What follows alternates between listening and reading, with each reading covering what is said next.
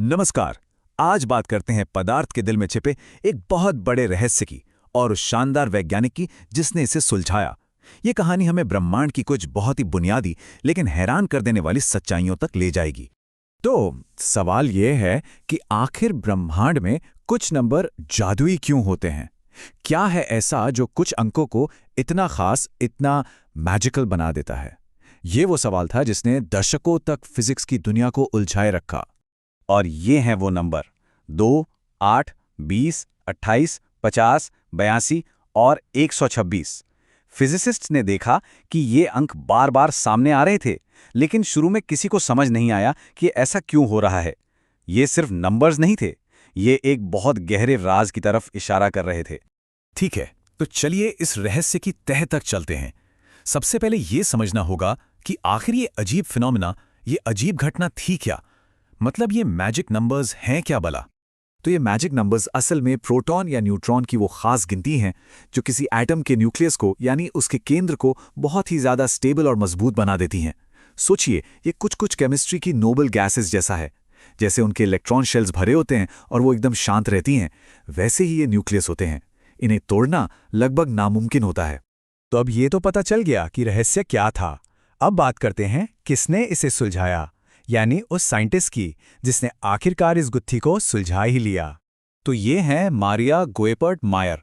इनके जैसा ब्रिलियंट दिमाग शायद ही कोई था, लेकिन अपने करियर में इन्हें कदम कदम पर मुश्किलों का सामना करना पड़ा।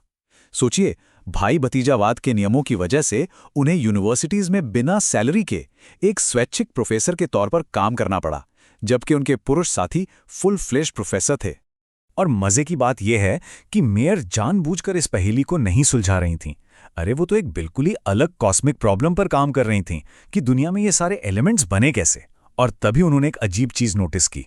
उन्होंने देखा कि कुछ खास तरह के न्यूक्लियस ब्रह्मांड में इतनी ज्यादा मात्रा में थे कि कोई भी मौजूदा थ्योरी उसे समझा ही नहीं पा रही थी। एक तरह से उन्होंने अनजाने में ही इस एटॉमिक पहेली को दोबारा खोज निकाला था।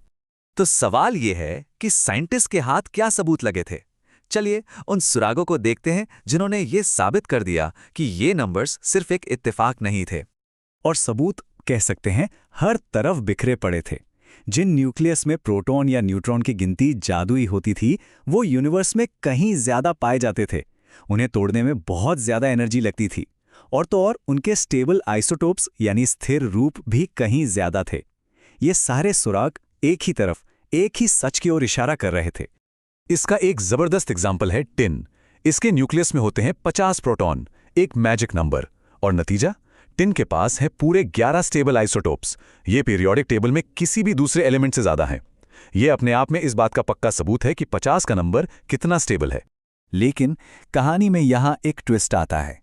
जब साइंटिस्ट्स ने सबसे आसान, सबसे सीधी साधी एक्सप्लेनेशन लगाने की कोशिश की, तो वो फेल हो गई और इससे ये पहेली सुलझने के बजाय और भी ज्यादा उलझ गई।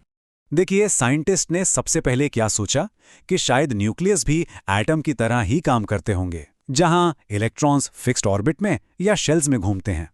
लेकिन ये मॉडल न्यूक्लियस पर फिट ही नहीं बैठा। क्यों? क्योंकि एक एटम में इलेक्ट्रॉन एक बड़े सेंट्रल न्यूक्लियस के चक्कर काटते हैं, जैसे प्लैनेट सूरज के। लेकिन न्यूक्लियस के अंदर भाई कोई सेंट्रल बॉस है ही नहीं। वहां तो सारे पार्टिकल्स एक दूसरे से सीधे बहुत करीब से जुड़े हुए हैं। ये तो एक बिल्कुल ही अलग खेल था।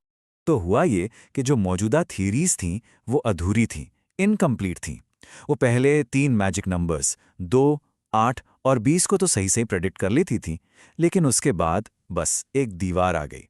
जो बड़े वाले मैजिक नंबर्स थे 28, 50, 82 और 126, वो पूरी तरह से एक मिस्ट्री बने रहे।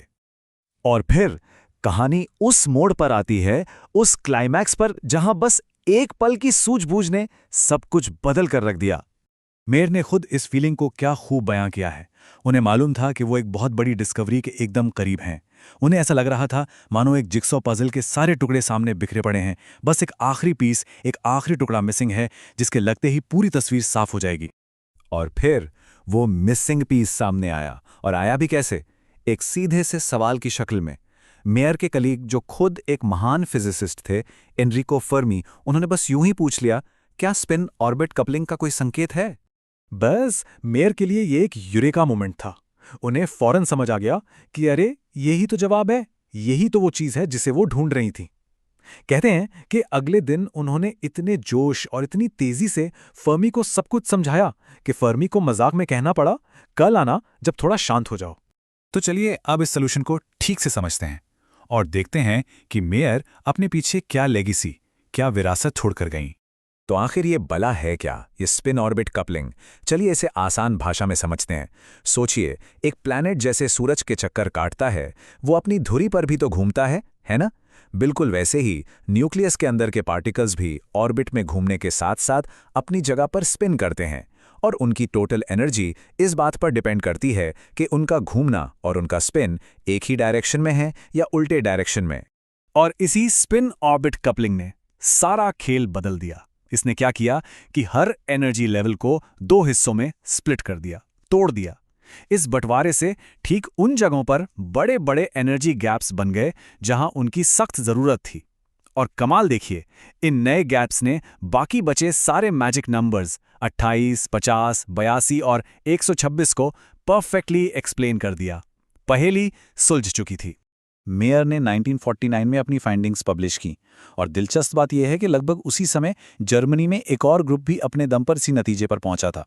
खैर, कई साल बाद 1963 में मेयर और जोहान्स डी जेन्सन को उनकी ज़बरदस्त खोज के लिए फिजिक्स का नोबेल प्राइज़ मिला। और ये बहुत बड़ी बात थी, क्योंकि वो मैरी क्यूरी के बाद ये सम्मान पाने वाली सिर्फ दूसरी महिला थीं। इस बात का अंदाजा लगाइए कि ये कितनी बड़ी उपलब्धि थी। फिजिक्स में नोबेल जीतने वाली पहली महिला थी मैरी क्यूरी, और दूसरी थी मारिया गोएपर्ट मेयर। और इन दोनों के बीच पूरे 60 साल का फासला था। 60 साल। ये उनकी काबिलियत और उनके कभी हार ना मानने वाले जज्बे का एक जबरदस्त सबूत है। तो आखिर में मेयर की कहानी हमें एक बहुत ज़रूरी बात याद दिलाती है कि कभी-कभी सबसे मुश्किल पहेलियां भी बस एक सही सवाल पूछने से सुलझ जाती हैं। उन्होंने न्यूक्लियर मैजिक को प्रेडिक्टिव साइंस में बदल दिया, यानी ऐसे विज्ञान में जिसकी भविष्यवाणी की जा सके। और यह हमें सोचने पर मजबूर करता है कि आज के दौर में विज्ञान के कौन से बड़े बड़े रहस्य हैं जो सुलझने से बस एक सही सवाल की दूरी पर हैं।